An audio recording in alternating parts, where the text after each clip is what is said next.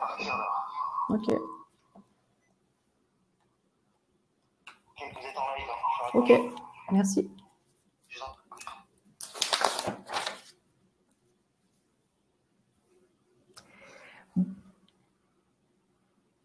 Bonjour à tous et bienvenue à ce webinaire donc sur la thématique de l'ANI encadrement qui va vous être présenté par Laurent Mailleux. Donc désolé pour ce problème technique de démarrage. Cette présentation en fait va durer donc 1 heure et vous aurez donc la possibilité de poser vos questions dans le chat. Laurent donc il répondra donc à la fin de chaque temps de présentation. Et enfin, en fait, vous aurez aussi la possibilité de revoir ce webinaire en replay jusque début septembre, y compris, en fait, je le dis parce que pour ceux qui se sont inscrits mais qui n'ont pas pu participer donc ce matin, ils auront également la possibilité de revoir ce replay. Donc voilà, je vais laisser la parole à Laurent et puis on se dit à tout à l'heure pour réponse à vos questions. Laurent, à toi la parole. Eh bien, bonjour à tous. On va lancer un diaporama qui est support de l'intervention. Il va se dérouler en 3 temps. Premier temps, nous allons parler de pourquoi un ANI et pourquoi faire. Le deuxième sera consacré au cadre, à leurs attentes. Et puis le troisième, on rentrera un peu plus dans le détail sur les revendications CFDT dans l'ANI. Je ne ferai pas une présentation de l'ensemble des orientations du texte, mais de celles qui nous semblent correspondre le plus à ce que nous avons souhaité lorsque il s'est agi de préparer cette négociation. Alors, un ANI pourquoi et pourquoi faire? L'ANI 2020 portant diverses orientations pour les cadres et arrive après une série de 6 ANI depuis 1947 qui sont dédiés à la situation des cadres. Le premier datant juste après-guerre de 1947 et couvrant les questions de prévoyance et de retraite complémentaire avec la fondation de l'AGIRC et de la prévoyance obligatoire des cadres. En 66, on a la création de la PEC. En 83, on a eu un ANI relatif au personnel d'encadrement qui est passé inaperçu, mais on peut dire que l'ANI 2020 est dans la filiation de cet ANI 83 et on lui souhaite un petit peu plus de descendance que l'ANI de 83 qui n'a été repris que dans 2 accords de branche à notre connaissance. Ensuite, on a eu en 2011 l'accord national de refondation de la PEC et de la cotisation obligatoire. Et puis en 2015, c'est la fusion Agirc-Arrco qui crée un nouveau paysage institutionnel pour les cadres notamment et qui prévoit dans un de ses articles l'ouverture d'une négociation sur la définition de l'encadrement. J'y reviendrai. Et puis, en 2017, un ANI sur la prévoyance des cadres qui visait à pérenniser les dispositions qui avaient été prises en 1947 pour que les cadres bénéficient d'un accord de prévoyance obligatoire entièrement payé par l'employeur.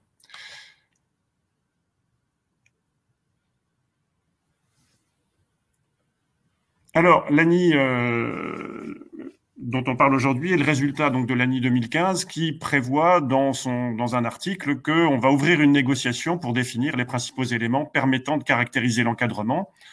C'est ce qui permet finalement de définir des catégories dites objectives pour le bénéfice d'avantages spécifiques, entre guillemets, avantages comme la prévoyance cadre ou la cotisation APEC. Des avantages qui sont aussi des obligations.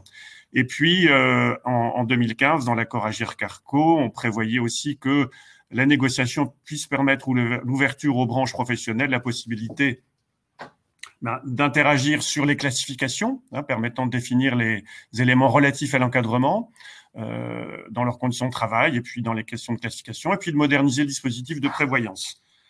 Et enfin, l'ANI devait fixer des dispositifs sur les points visés ci-dessus, à défaut d'accord de branche professionnelle, puisque un certain nombre d'entreprises ne sont pas couvertes sur un certain nombre de questions sociales par des accords de branche. Alors, L'ANI a été signé, s'est conclu le 28 février et aujourd'hui, l'ensemble des acteurs du dialogue social national interprofessionnel se sont déclarés disposés à opérer la signature. Donc, maintenant qu'on n'est plus déconfiné, on va pouvoir officiellement signer et puis ensuite procéder à la demande d'extension. Alors, pourquoi un ANI dans la période? À la fois, on peut dire que c'est un ANI qui permet de relancer le dialogue social au niveau interprofessionnel, puisqu'il n'y avait pas eu d'ANI particulier, enfin de portée importante ces dernières années. Donc, relancer la dynamique du dialogue social et de la production d'accords. C'est un ANI qui permet de reconnaître qu'au-delà des caractéristiques propres à chacune des branches, il y a sur les fonctions de cadre un certain nombre d'identifiants de situations qui nécessitent une approche particulière. L'idée aussi, c'est que l'ANI apporte une définition modernisée, puisque encore récemment, dans l'ANI 2017, parlant de la prévoyance des cadres, la définition était assise sur celle de 1947, qui dit principalement que est cadre celui qui dit qu'il y est, quoi. C'était pas très défini. On disait, sont cadres les ingénieurs et ceux qui ont des responsabilités équivalentes. C'était un tout petit peu plus défini pour les VRP. Et c'est sur la définition finalement des catégories de VRP qui avaient droit finalement à la retraite des cadres ou à la prévoyance des cadres qu'on a assis notre travail intersyndical pour moderniser la définition. C'est aussi un ANI qui permet d'alimenter le dialogue social de branche et d'entreprise. C'est un ANI qui permet à tous les cadres finalement d'être un support, enfin qui donne à tous les cadres un support pour le dialogue, la relation entre employeurs et salariés. C'est de ce fait-là, puisque ça concerne la catégorie où les professionnels des cadres, c'est un support aussi pour le dialogue professionnel dans les espaces de dialogue que l'on souhaite. Et puis, ça vise à orienter l'évolution de la relation managériale et ça vient donner une assise aux ANI de 2011 et de 2017, 2011 sur la PEC et 2017 sur les prévoyances, puisque là, on sanctuarise une définition dite objective des catégories de cadres, même si elle est sujette, bien sûr, à discussion et à interprétation. Plus fondamentalement, l'objet du texte, donc de l'accord, est de permettre d'identifier les enjeux relatifs aux relations de travail entre employeurs et cette catégorie de salariés occupant des postes de travail nécessitant une attention particulière. Donc, on a là dans le préambule du texte quelque chose qui dit la finalité, c'est bien d'identifier des situations de travail qui nécessitent de la part des employeurs une attention particulière et donc qui peuvent être des objets de dialogue social. Et donc, le texte propose aux entreprises, mais aussi, bien sûr, aux organisations syndicales, un outil de réflexion leur permettant d'appréhender les enjeux relatifs aux transformations qui sont en cours, de façon à alimenter le dialogue social et à organiser efficacement les relations de travail, c'est-à-dire, finalement, la traduction du contrat de travail au quotidien dans la vie professionnelle des salariés classés cadres. Sur cette première partie, Corinne, est-ce qu'il y a des questions? Alors, tu as une question, Laurent, de la prévoyance cadre. Est-ce que cette prévoyance s'applique à la fonction publique? Alors, la question de la prévoyance cadre, elle est dans le champ des entreprises privées. Donc, il n'y a pas de, comment dirais-je, de passerelle sur ce sujet-là entre un accord national interprofessionnel signé qui a vocation à être étendu. Ça veut dire que demain, il va s'imposer aux secteurs qui ne sont pas représentés par les signataires de l'accord, hein, puisque les signataires d'accord côté patronal, c'est le MEDEF, la CPME, l'UDP. Un certain nombre d'employeurs du secteur agricole ou etc. ne sont pas affiliés à ces fédérations patronales. Donc, l'extension oblige toutes les entreprises du champ privé à se référer à cet accord-là. Et donc, il ne concerne pas les cadres des fonctions publiques. C'est bon au niveau des questions.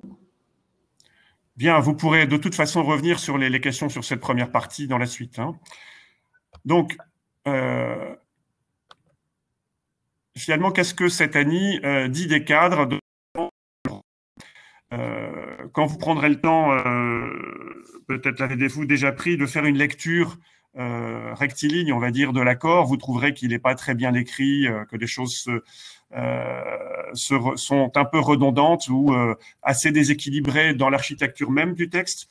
Ça tient au fait que finalement, cette négociation qui est partie de très loin, puisqu'on a dû démarrer la première réunion avant la fin de l'année 2017, c'était une obligation de l'année 2015 de démarrer dans les 3 années qui viennent la négociation. Et puis finalement, assez rapidement, la négociation a tourné court dans le courant de l'année 2018. Elle n'a été vraiment relancée qu'au début de l'année 2019. Avec une première phase d'audition et au cours desquelles l'ensemble des organisations syndicales mettaient en avant les points qu'elles souhaiteraient pouvoir aborder dans l'ANI pour essayer de caractériser les enjeux principaux de cette population. Et puis, durant l'été, les négociateurs patronaux ont fait leur boulot en traînant soit des pieds, soit en se disant est-ce qu'on va déboucher sur un accord, enfin sur une proposition d'accord, sachant qu'au démarrage des négociations, la délégation patronale nous avait signifié que pour elle, pour eux, pour les négociateurs, il n'y avait pas matière à accord national. Fin novembre, les organisations patronales nous ont livré une liste de 14 items sur lesquels ils souhaitaient avancer pour produire un texte dont encore à cette époque-là, en novembre, ils ne savaient pas si ce serait une proposition d'accord ou bien une délibération, comme on a coutume de le faire maintenant lorsque on ne cherche pas un accord. Et puis, donc, entre novembre et décembre, les 5 organisations syndicales ont livré leur texte. Elles ont pris la plume chacune de leur côté pour dire, ben voilà, sur la base de ces 14 dimensions, voilà ce que l'on aimerait mettre dans un accord. Ça allait plus loin, les contributions allaient plus loin que le périmètre des 14, ce qui fait qu'en janvier, le patronat est revenu avec un texte détaillant un peu plus 17 orientations pour les cadres. Ça a fait l'objet d'une nouvelle réunion intersyndicale fin janvier. Il en était prévu une début février qui ne s'est pas tenue. Et puis, on a eu fin février un texte proposé à la signature, puisque courant janvier, la délégation patronale nous a indiqué que finalement, pour les employeurs, il serait possible d'envisager un accord national interprofessionnel, pour autant, d'une part, qu'il ne traite pas la prévoyance, puisque c'est un sujet en quelque sorte tabou. Dès qu'on touche à l'argent, il faut surtout pas donner de consignes particulières normatives. Donc, ça reste, le contenu de la prévoyance cadre reste à la main des branches, voire des entreprises. Et puis, je pourrais en reparler là-dessus. Par contre, sur un certain nombre d'orientations, eh bien, le patronat nous a proposé un texte qui a été amendé par les uns et par les autres jusqu'au 28 février, dernière réunion de négociation qui a pu encore faire un peu évoluer le texte. Alors, qui sont les cadres ou quelles sont les fonctions qui comportent des caractéristiques suffisantes pour considérer que l'occupant peut être classé parmi les cadres? Eh bien, d'une part, on va retrouver finalement les dimensions des compétences. Il faut que la fonction nécessite ou ait un caractère intellectuel prédominant avec un haut degré de faculté de jugement, que ce soit une fonction qui a un impact sur l'action ou la réflexion d'autres salariés et une influence significative dans un certain nombre de domaines, qu'ils soient économiques, sociétaux et ou environnementaux. C'est pas anodin que on situe l'action des cadres sur ce champ-là également. Que dans l'exercice de ces fonctions, eh bien, le cadre dispose d'une marge suffisante d'initiative ou d'autonomie en adéquation avec le niveau de responsabilité, et puis qu'effectivement, eh bien, une responsabilité effective contribuant à la marche et au développement d'entreprise. Voilà, donc ça nous change un peu des caractéristiques de 1947 qui étaient encore en vigueur. Ceci dit, les caractéristiques de 1947 qui ont été reprises dans l'accord sur la prévoyance ne sont pas effacées, de manière à ce que les accords de branche ne deviennent pas tout d'un coup caducs sur la définition des catégories objectives, si c'est nécessaire. Donc les accords de branche ne sont pas caducs, ils sont appelés à se moderniser en repartant d'une définition telle qu'elle a été ici définie. Alors, au fil de l'eau de ce texte, notamment dans les préambules des trois parties décrivant les enjeux principaux auxquels les cadres et les entreprises ont à faire face concernant les activités des cadres, eh bien, on peut lire en filigrane un certain nombre d'attentes qui sont, de l'ordre soit d'attentes sur des nouveaux modèles organisationnels et managériaux permettant de concilier vie pro et vie perso, des attentes relatives au niveau de compétences techniques et des soft skills disponibles, des attentes exprimées par les cadres pour concilier à la fois le développement des outils numériques et le maintien de liens humains. Alors c'est un paragraphe qui a été validé en février 2020, juste avant le confinement. Donc on voit bien que c'est une écriture qui est finalement qui est opportune par rapport à la période, et puis que l'organisation du travail permette aux cadres de préserver l'investissement familial, social, syndical. Donc ces attentes principales, on peut les lire en filigrane dans les préambules des différents articles 1, 2 et 3. L'article 4, vous le verrez, est consacré uniquement à l'APEC. Donc là, par exemple, dans le préambule de l'article 1, on écrit que face aux changements qui ont été un peu décrits, les cadres aspirent à de nouveaux modèles organisationnels et managériaux. On va trouver des choses un petit peu plus définies dans le préambule de l'article 2 sur les attentes des cadres. Et puis aussi dans l'article 3, où là on parle de dynamique collective, de compétences techniques et de soft skills. Et là, on va retrouver la question des aspirations à préserver l'équilibre personnel et préserver l'investissement familial, social, associatif, syndical et citoyen. On y reviendra. Alors, lorsqu'on fait une lecture aussi transverse de l'accord, on va constater que l'accord concède au cadre, aux fonctions qui ont été décrites dans la définition, un certain nombre de rôles essentiels. Je vais les décrire rapidement.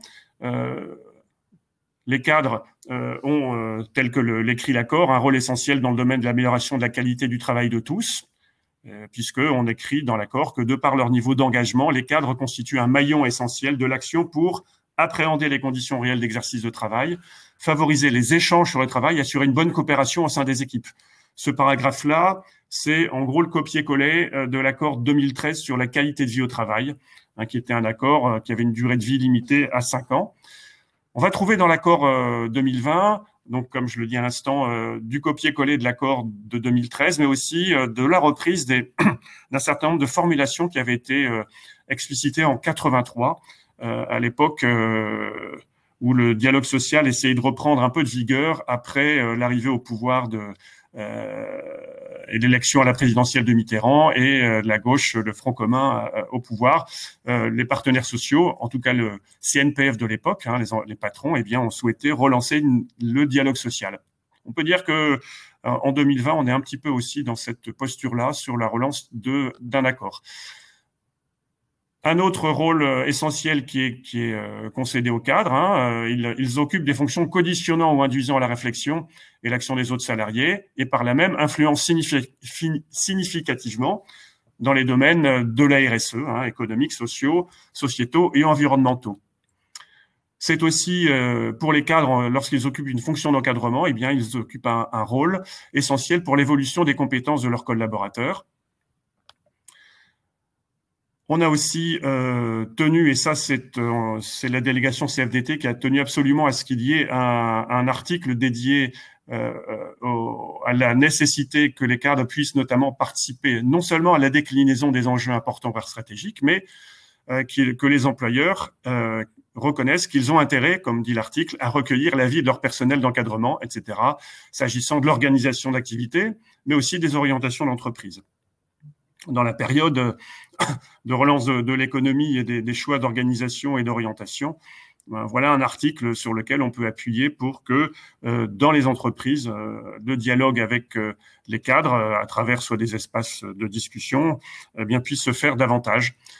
Ensuite, les cadres ont un rôle essentiel pour transformer le management, puisque on reconnaît aux cadres qu'ils sont, lorsqu'ils sont en situation de managériale, eh bien que cela a un impact sur l'organisation du travail, l'accès à la formation et l'accompagnement des parcours. Donc là, on reprend une formulation de 83, par exemple. Donc, voilà un peu sur les attentes et le rôle, et puis la définition de ce que l'on peut trouver de façon synthétique dans ce texte du 28 février. Corinne ?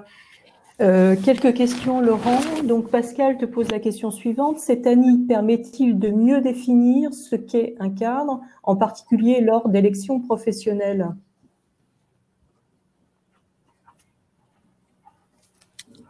Alors, il doit y avoir une cohérence entre finalement les salariés qui sont identifiés cadres et qui, donc toujours dans le privé, bénéficient d'une prévoyance payée par l'employeur, mais aussi qui sont assujettis à une cotisation pour la PEC.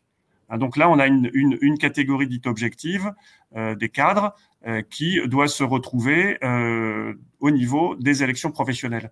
D'ailleurs, dans le préambule, il est fait référence finalement à un certain nombre de dispositions du Code du travail, par exemple les élections professionnelles, mais aussi le Conseil des prud'hommes, qui identifie pour les personnels cadres ou d'encadrement, les formulations elles sont pas toutes homogènes, et bien des situations particulières au regard des élections ou bien de la défense prud'homale. Donc, il y a une cohérence dans les définitions et qui doit se retrouver dans la pratique. Un petit commentaire, Laurent. Une responsabilité syndicale, comme le mandat de secrétaire général d'un syndicat, rentre donc dans les critères pour le label. Pour le label. Le label cadre.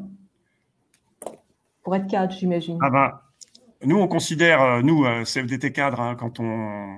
Mais je pense aussi un certain nombre d'organisations. Lorsqu'on regarde la nature des activités des responsables d'organisations syndicales, comme pouvant bien sûr rentrer dans la définition de ce qu'est un cadre aujourd'hui.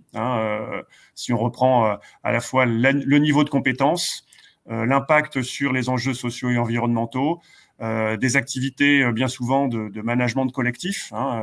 On n'a jamais délégué syndical tout seul ou syndicaliste, secrétaire général d'un syndicat tout seul. Il y a une équipe à manager, il y a parfois des salariés encadrés, et puis également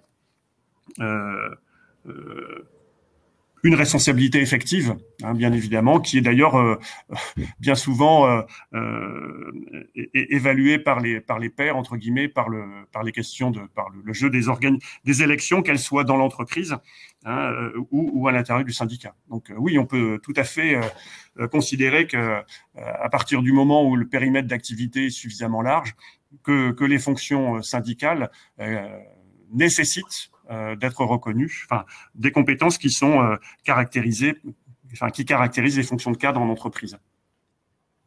Voilà, et un peu dans le même ordre d'idées, en fait, Pierre-Louis te pose la question suivante. Dans la définition des cadres, où se trouvent les formateurs? La formation est-elle considérée comme une activité cadre? Merci Pierre-Louis de ta question. Là, il faudrait qu'on regarde précisément, par exemple, les conventions collectives du champ de la formation professionnelle pour voir comment ces conventions collectives vont positionner et par rapport à quels critères elles sont amenées à dire tel formateur ou tel animateur bénéficie de la prévoyance cadre ou de la PEC. Bien évidemment, lorsqu'on va regarder aussi dans les référentiels métiers de la PEC, on va trouver évidemment des métiers de formateurs classés cadres.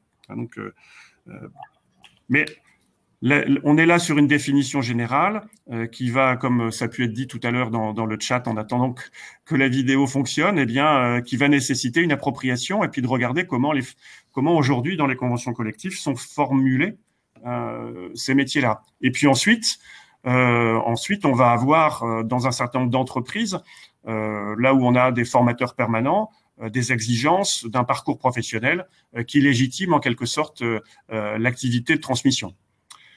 On a tout un passage dans l'ANI, je ne vais pas le détailler beaucoup aujourd'hui, mais qui parle du rôle formateur du cadre, que ce soit en tant que maître d'apprentissage, comme tuteur de stagiaires, mais aussi dans la fonction de développement des actions de formation en situation de travail. Donc, et on reconnaît aussi aux cadres l'importance qu'il y a pour eux non seulement à se former, mais à être formateurs. Voilà. Donc, un certain nombre d'éléments. Pierre-Louis, si ça t'intéresse, on pourra écrire une petite fiche sur ce sujet-là. Voilà. Je pense que le CREFAC sera aussi intéressé. Voilà. Et une petite dernière question, Laurent. Est-ce qu'il ne risque pas d'y avoir des conflits pour accéder à la fonction cadre si les critères ne sont pas assez définis?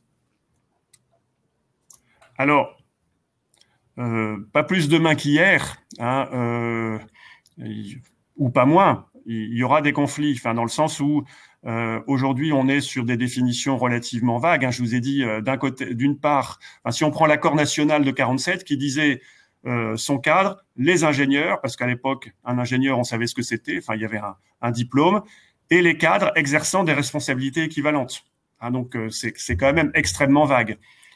Derrière cet accord national de 47 sont venues les classifications faites dans les branches, hein, qui vont rentrer, qui ont eu différentes méthodes de classification. On pourra un de ces jours peut-être proposer un webinaire sur les classifications, et puis ensuite des définitions dans les entreprises. Et, donc c'est vrai que le fait qu'il y ait une proposition d'une nouvelle définition, ça vise à alimenter le dialogue social. Et ça peut permettre, dans certaines entreprises où on a des tensions sur ces choses-là, eh bien d'interpeller.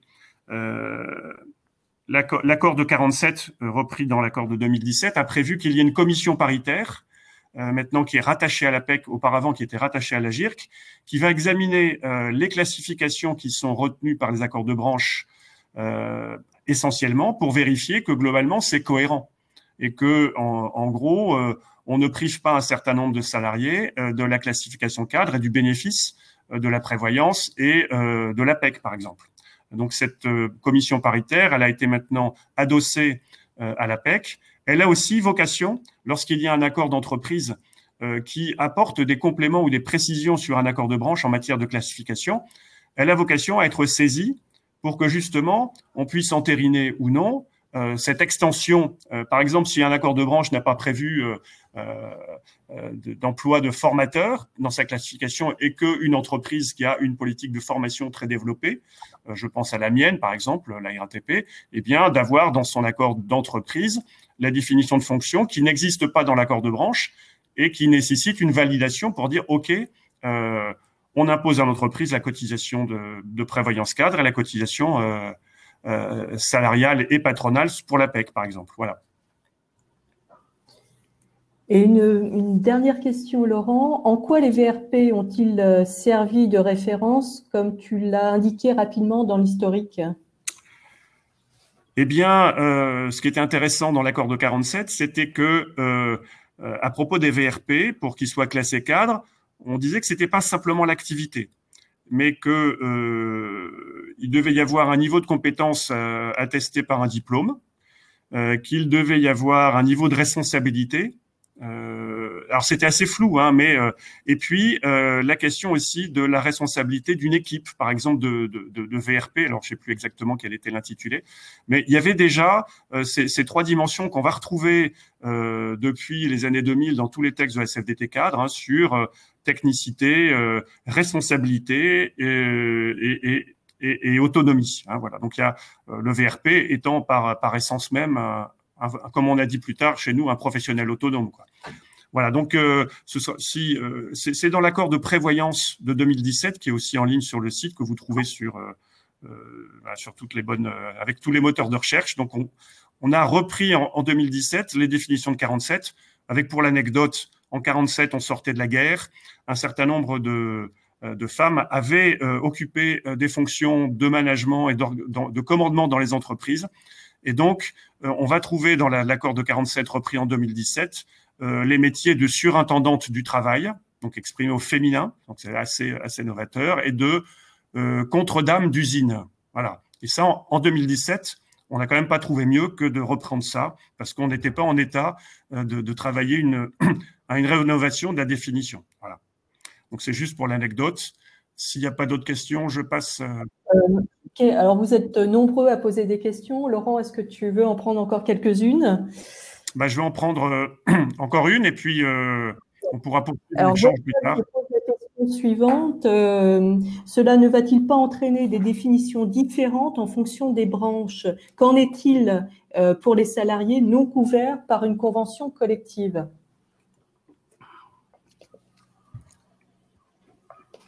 Effectivement, il y a deux questions.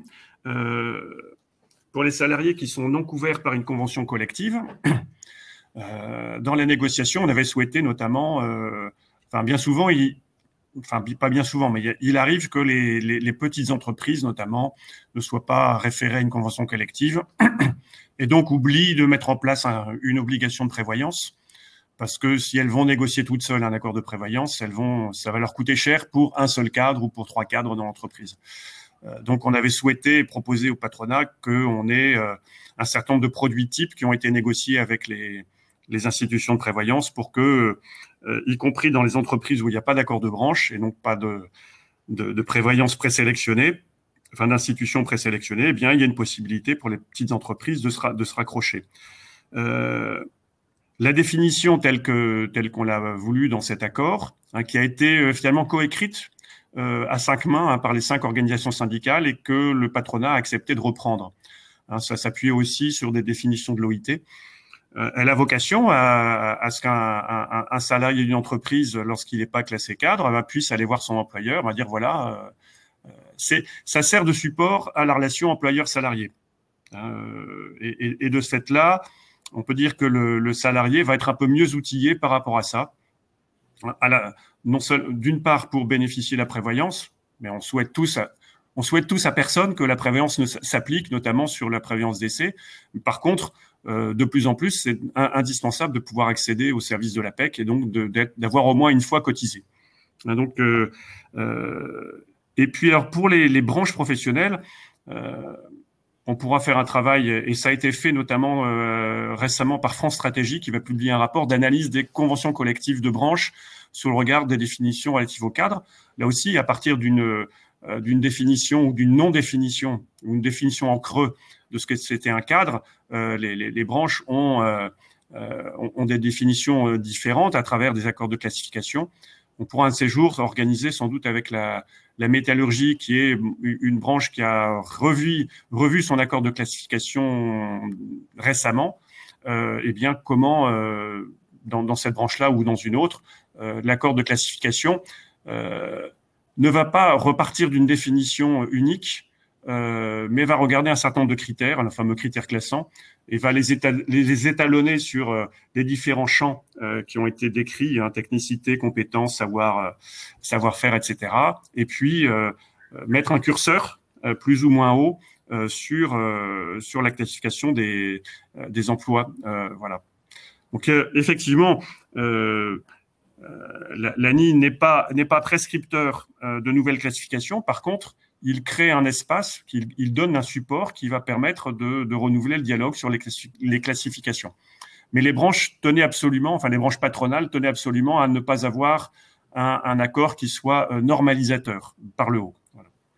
C'est aussi une des conséquences des ordonnances Macron du début du quinquennat sur le Code du travail et les questions finalement d'architecture générale des différents types d'accords. Je vais passer à la suite, parce que pour ceux qui avaient prévu de nous quitter à 10 heures, au moins qu'ils voient de quoi on va parler dans la suite. Et on pourra peut-être finir à 10h15, puisqu'on a démarré avec un quart d'heure de retard. Voilà. Donc, si on peut remettre le diaporama, ou alors c'est moi qui le fais. Voilà, bon. Le voilà.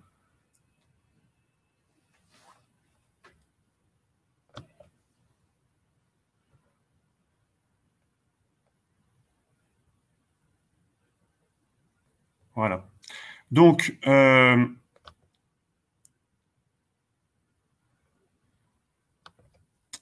troisième partie donc de l'accord, donc ça, on l'a vu, traite des orientations pour les cadres. à partir d'une identification des enjeux, donc tels que j'ai pu les décrire à travers les attentes identifiées des cadres.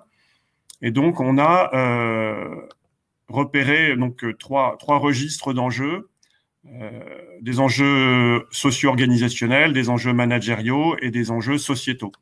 Et pour chacun de ces registres, on a un certain nombre d'orientations. Voilà, par exemple, sur les enjeux sociaux, économiques et organisationnels, on va avoir un article sur l'accès à l'information, à la concertation. Ça, c'était une demande explicite de la CFDT et donc de la CFDT 4, puisque j'étais dans l'équipe de négo, de rajouter par rapport à la version, on va dire, initiale du projet d'accord. On va trouver quelque chose sur la délégation de pouvoir et de responsabilité. Ça, c'était dans notre mandat de négociation. Ça avait bien été perçu par l'employé, par la délégation patronale. On va trouver des choses sur l'éthique professionnelle et sur l'évaluation. Dans le deuxième registre, sur les enjeux managériaux, le préambule prévoit notamment qu'on identifie un socle commun de compétences ou de savoir ou d'activités managériales et qu'on traduit ça dans un CLEA dit CLEA Manager. Donc, il y a un travail qui est devant nous. Ça va concerner les questions de management et d'organisation du travail, les questions de management et de formation, et le management et accompagnement des carrières, qui est un article un peu limité selon nous. Alors, sur le management et l'organisation du travail, on va voir un article dédié aux nouveaux modes de management. Et là, on va avoir un passage sur le management à distance. Sur l'article, on a un article dédié aux équilibres des temps de vie où on va redire la question de l'équilibre et des questions de conciliation, remettre dans le paysage ce qui a trait au droit à la déconnexion et au suivi de la charge de travail, notamment pour les cadres en forfait jour. Sur le management et la formation, il y a des choses de plus ou moins importantes, comme l'information des cadres sur le bilan de compétences, la mobilisation du CEP, du Conseil en évolution professionnelle, ce que j'évoquais tout à l'heure sur la transmission des savoirs dans l'entreprise, et puis aussi sur le rôle des cadres en matière de soutien au développement de l'apprentissage et de l'alternance.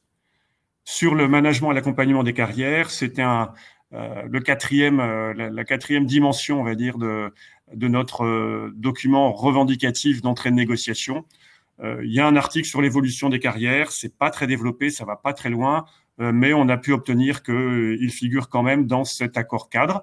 Et puis, on a une partie dédiée au rôle des cadres, du rôle de l'APEC, pardon. Ce que je vous propose, et puis voilà, pardon, le troisième registre d'enjeux sont les enjeux sociétaux, où là, les parties qui ont été reprises dans l'accord ont pour leur plupart été du copier-coller de ce que la délégation CFDT avait produit en décembre comme réponse aux 14 orientations patronales. Nous, on est allé sur 17. Et donc, on a pu faire rentrer un certain nombre de choses, notamment un paragraphe concernant le droit à l'investissement syndical des cadres, qui est quelque chose qui est dans notre texte d'orientation du congrès de la CFDT cadre.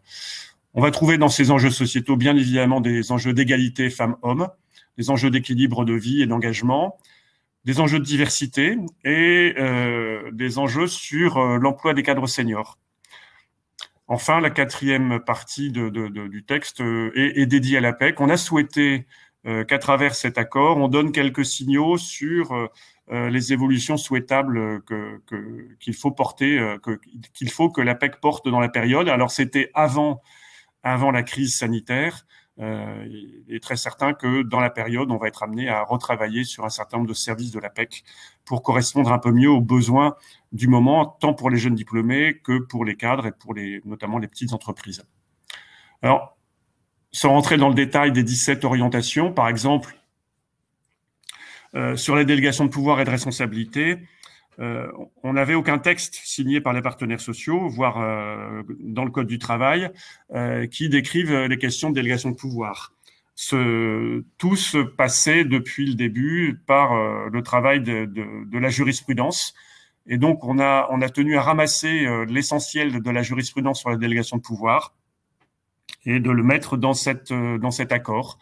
donc avec une délégation écrite, donc c'est plus détaillé dans le texte de l'accord, portant sur un champ d'application circonscrit, assorti d'une autorité suffisante, des connaissances et des moyens nécessaires. Hein. Ça, c'est des choses classiques que vous connaissez, mais c'est le fruit de la jurisprudence constante. On sortira prochainement une sorte d'argumentaire pour aller plus loin que ce qui est dans l'accord par rapport notamment à la délégation de pouvoir. On a pu obtenir, même si la formulation est très modérée de la part de la délégation patronale, une forme d'engagement de l'employeur à assister son salarié qui aurait une délégation de pouvoir et qui ferait l'objet de poursuites pénales. Voilà. Mais vous voyez, la formulation est un peu alambiquée. L'employeur est encouragé dans la mesure du possible. Alors, ça veut dire qu'effectivement, il y a des cas où on pourra considérer que le salarié dépositaire d'une délégation de pouvoir a failli à sa responsabilité. Mais dans d'autres cas, la responsabilité n'est pas la sienne, mais elle peut être celle de l'employeur, parce qu'un certain nombre de conditions n'étaient pas au rendez-vous. Pour illustrer aussi, alors là, sur l'éthique professionnelle, on avait dans notre document revendicatif validé par le Bureau national de la Confédération toute une rubrique sur les questions d'éthique professionnelle. On n'est pas très satisfait de la production, mais le fait que ça figure justifie le fait que l'accord de ce fait-là considère que les cadres sont dans une situation professionnelle, qui sont dans des situations professionnelles qui peuvent les mettre face à des situations de travail qui pourraient engendrer de leur part la nécessité de lancer une alerte. Ça veut dire que les dispositifs qui doivent être mis en place dans les entreprises pour le recueil des alertes sont d'autant plus nécessaires demain. C'est c'est un premier texte d'accord interprofessionnel qui intègre cette dimension-là. Le texte revient sur les dispositions légales en vigueur sur la liberté d'expression, les droits du CSE. Et puis, il y a un passage sur la question notamment de l'usage des réseaux sociaux et de la protection des données.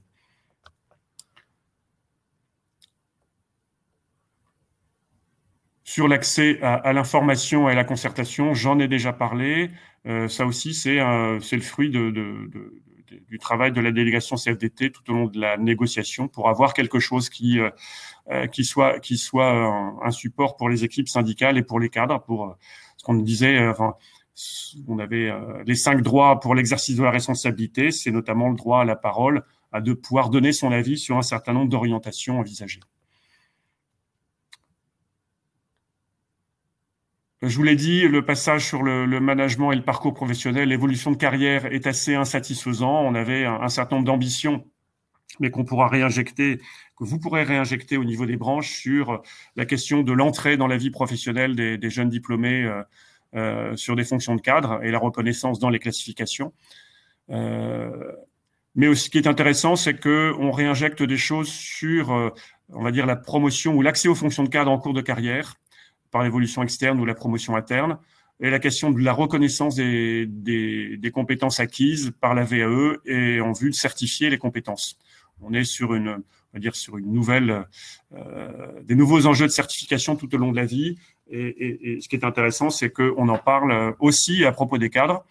Et puis, pour ceux qui suivent bien cette actualité, vous savez que 6 ans après 2014, l'accord sur la formation professionnelle, 2020, c'est la première année où on doit faire un état des lieux de ce qui a changé au niveau du parcours professionnel et de son accompagnement pour chaque salarié.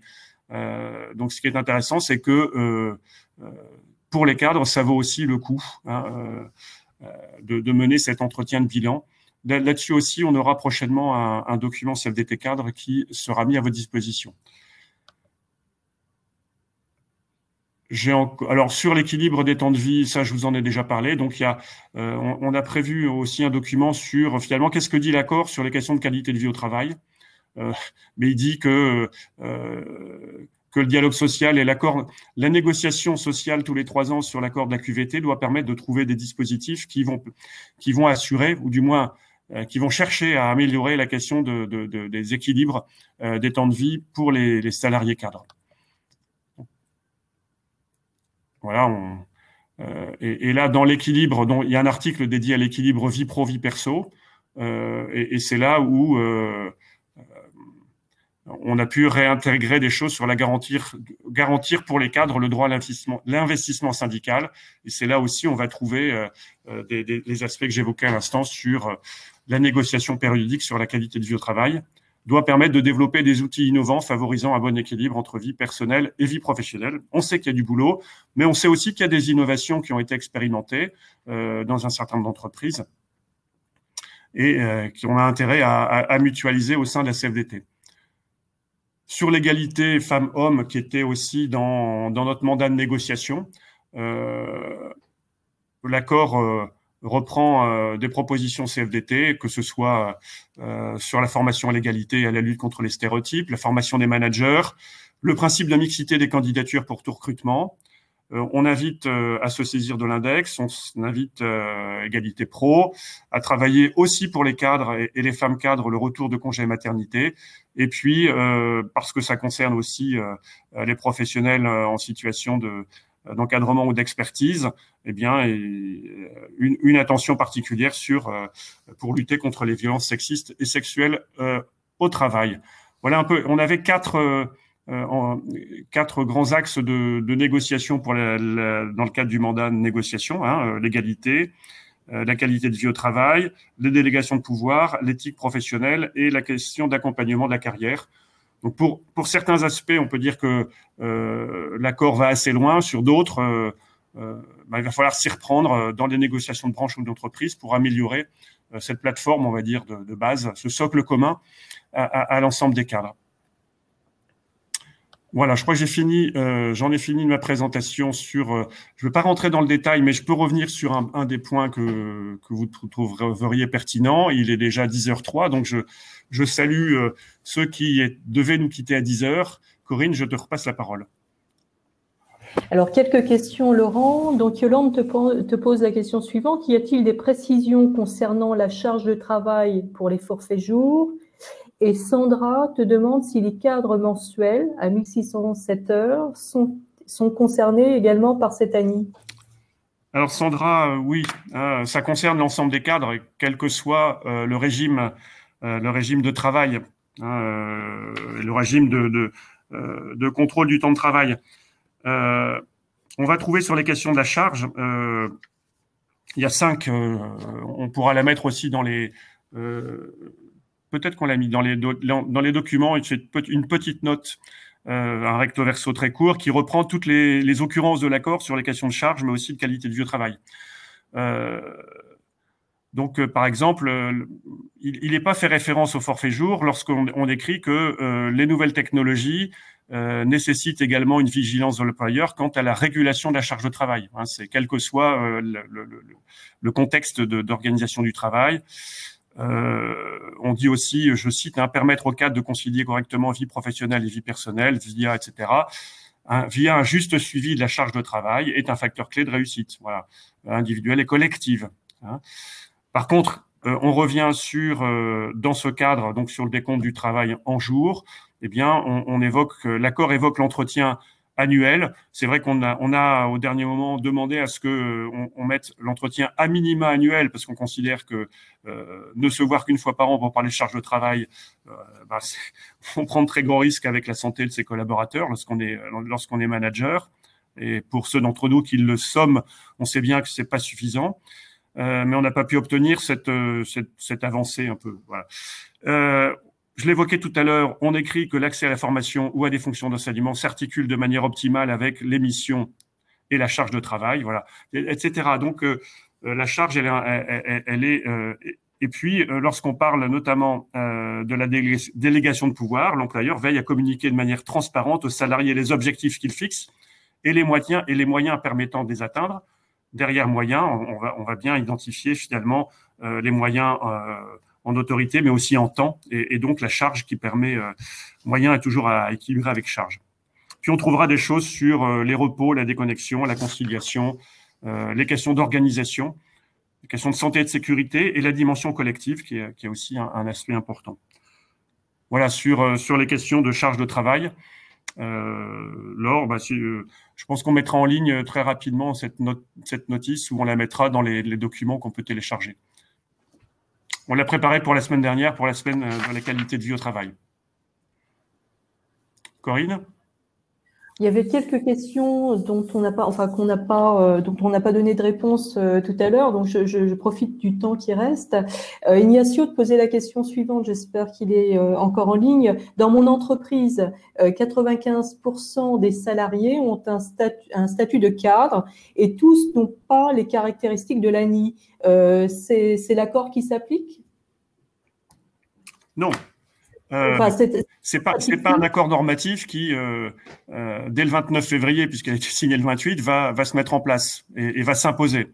Hein, c'est un outil de réflexion pour les partenaires sociaux, donc qu'ils soient au niveau de la branche, au niveau des entreprises, pour réfléchir aux fonctions qui sont caractérisables comme étant cadres. Donc, ça demande après un travail fin d'analyse.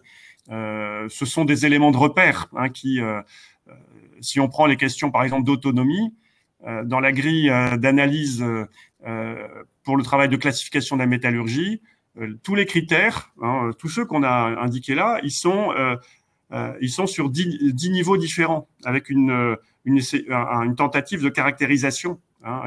Et c'est pas parce qu'il y a un niveau qui pourrait être en dessous de la ligne de flottaison moyenne pour les cadres que la fonction, parce que c'est un ensemble composite d'activités et de responsabilités, ne peut pas être caractérisée cadre. Voilà, il n'y a pas d'impact immédiat sur le classement individuel dans l'entreprise. Par contre, demain, s'il y a une réflexion, on a intérêt à anticiper la réflexion et la négociation en regardant comment chaque poste ou chaque nature d'activité pour soi-même, est-ce qu'elle est cohérente avec cette définition générique, voire on pourrait fournir quelques accords de branche qui sont assez détaillés sur ces choses-là, de manière à ce que chacun puisse s'interroger sur finalement le contenu de son activité, et est-ce qu'on n'est pas en train de déclasser, en quelque sorte, mon activité en m'enfermant sur des activités dans lesquelles on a finalement peu d'autonomie, peu d'enrichissement des connaissances, peu d'impact finalement sur le produit final, en termes d'impact ou d'externalité environnementale ou sociétale, par exemple. Voilà, donc c'est aussi un outil de réflexion pour soi-même et pour les collectifs syndicaux, et puis pour les collectifs de travail. Et Karine, Laurent te pose la question suivante. Est-ce que l'accord d'entreprise est prioritaire sur l'ANI ? L'ANI n'a pas d'impact sur l'accord d'entreprise. Donc, direct. C'est pas un accord normatif. La seule chose, on va dire, il sanctuarise le fait que dans les accords d'entreprise, on identifie des cadres. Et que cette identification entraîne le bénéfice de la prévoyance et de la PEC. Donc ça vient, en gros, aujourd'hui, on peut dire que ça vient sanctuariser le fait qu'on ait des cadres. Voilà. Après, c'est le jeu de la discussion et de l'évolution des contenus de métier et des postes qui va faire que certains postes demain qui étaient classés cadres dans une classification de branche, eh bien pourraient se retrouver non cadres. Mais ça, c'est l'évolution des métiers et la réallocation, on va dire, des activités sur des portefeuilles d'activités et de postes. Voilà, une toute dernière question. En fait, tout à l'heure, tu as parlé du CLEA Manager et Vincent te pose la question, qu'est-ce qu'un CLEA ? Alors, qu'est-ce qu'un CLEA ? Merci Vincent. CLEA, c'est une certification interprofessionnelle qui est dont la définition est portée par une association paritaire qui s'appelle CertifPro, qui en ce moment est présidée par un mandaté CFDT, Philippe de Bruy en l'occurrence, et qui a dit qu'il n'y a pas de poste professionnel qui ne contienne pas un portefeuille d'activités pour lesquelles il est nécessaire de disposer d'un socle commun de compétences de base. Donc, il y a un CLEA de base qui a été identifié, Puis un deuxième, donc c'est une certification qui est chaque année, chaque trimestre, il y a des salariés qui demandent une évaluation professionnelle pour bénéficier de cette certification. Donc vous pourrez aller voir sur le site de CertifPro, hein, ça s'appelle CertifPro, c'est très simple. CertifPro donc a produit une deuxième certification intitulée Cléa numérique sur le développement, un peu l'amplification de ce qui est déjà dans Cléa. On considère aujourd'hui que tout travailleur doit avoir un minimum d'habileté numérique pour télécharger de l'information, pour rentrer des données, etc. Et puis, on a développé un Cléa numérique qui amplifie un peu ce domaine-là. Et puis, l'idée d'avoir un Cléa manager, c'était aussi de faire travailler les partenaires sociaux sur, finalement, un manager d'une équipe, quelles sont les compétences et les activités de base qui vont être communes à l'ensemble des managers. Et ça permettra demain, une fois que la certification sera disponible, hein, une certification, c'est d'abord un répertoire d'activités. On va identifier les activités de base du manager. Pour faire ces activités, on va identifier les connaissances et les savoir-faire dont le manager doit disposer. Et puis, on va définir un référentiel de certification pour dire comment on atteste que monsieur machin ou madame truc, elle dispose des connaissances et des compétences pour mener à bien les activités de base du management. Voilà, donc c'est une mécanique qui est bien connue de tous ceux d'entre nous qui sont dans les branches professionnelles pour des certifications de qualification professionnelle. Mais petit à petit, cette logique de certification, donc répertoire d'activités, répertoire de compétences, répertoire de certification, eh bien, s'impose petit à petit sur un certain nombre de champs professionnels, mais aussi de registres d'activités. J'étais un peu long pour tous ceux qui sont un peu loin de tout ça, mais voilà, c'est aussi dans la période, hein, ça fait partie des lames de fond hein, en matière de formation professionnelle, parce que derrière les certifications, les certifications demain se découpent en blocs de compétences, et donc il y a l'accès à des formations qui sont éligibles au CPF, qui conduisent demain à des certifications. Voilà, donc c'est une brique de la mécanique générale du nouveau paysage de la formation professionnelle. Et là, une toute dernière question, puisque le webinaire va bientôt se terminer.